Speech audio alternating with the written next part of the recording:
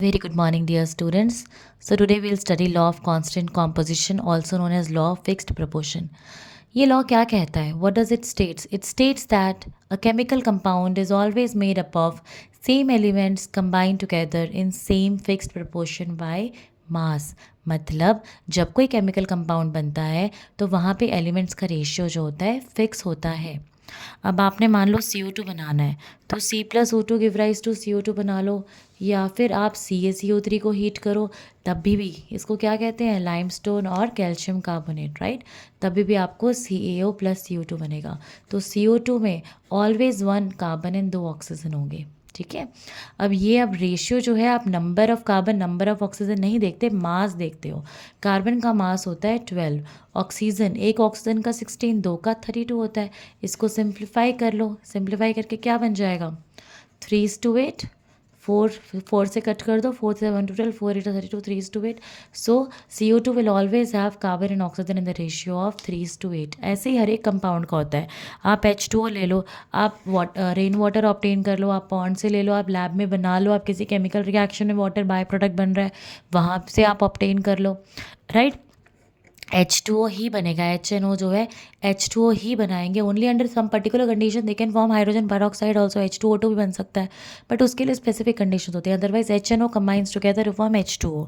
H2O में क्या है, हाइड्रोजन और oxygen are in the ratio of 2:16 and on simplification you get 1:8, ठीक है। तो यही इसने कहा है कि कोई भी केमिकल कंपाउंड है वहाँ पे ratio of number of atoms जो है वो फिक्स है, रेशियो आप मास के रिस्पेक्ट में देखते हो, ठीक है। अब ऐसा नहीं कि इस लॉ की कोई लिमिटेशन नहीं है, इसकी लिमिटेशंस हैं। तो क्या लिमिटेशंस हैं, you will study in the next slide. Limitation. The first limitation is this law is not applicable if an element exists in different isotopes which may be involved in the reaction. इसका मतलब क्या हुआ, जैसे आपको पता है carbon का C12 भी होता है आइसोटोप, C14 भी है। अगर हमें पता है कि सिर्फ C12 इन्वॉल्व है तो कोई बात नहीं, लेकिन अगर C14 भी इन्वॉल्व हो तो रेशियो सेम नहीं होगा। आपने CO2 बनाया, एक बार आपने C12 आइसोटोप यूज़ करा, एक बार C14 यूज़ करा है। जब C12 यूज़ किया है तो रेशियो 12:32 है, जब C14 यूज़ किया है तब रेशियो 14:32 है। तो यहाँ पे रेशियो ऑफ एटम सेम नहीं होगा, ठीक है।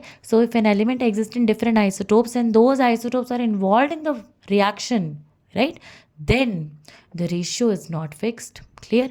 सेकेंड लिमिटेशन इसकी ये है कि कई बार ऐसा होता है कि रेशियो सेम होता है लेकिन कंपाउंड्स अलग अलग बन जाते हैं। पहले स्टेटमेंट देखो क्या लिखा हुआ है, लिखा हुआ है the elements may combine in the same ratio but the compounds formed may be different.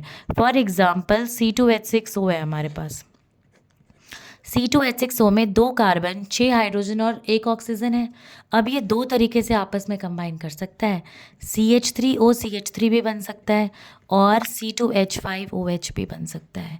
ये देखो 6 कार्बन 6 हाइड्रोजन 1 ऑक्सीजन और 2 कार्बन, यहाँ पे भी 2 कार्बन 6 हाइड्रोजन और 1 oxygen. So it is also possible but it's very rare that some compounds are formed this way also. Ratio total number of atoms का ratio same है पर compounds अलग अलग बन गए, बट ऐसा बहुत रेयर होता है। एग्जाम में आपको पूछा जा सकता है, स्टेटमेंट आएगी, इससे रिलेटेड न्यूमेरिकल आ सकता है और इसकी लिमिटेशंस भी पूछी जा सकती हैं। So you should be aware and it is very very easy topic, right, because most of it is in this chapter is calculation part, तो ये काफ़ी ईजी है। So just go through it. Bye bye, stay tune with the channel, like and subscribe.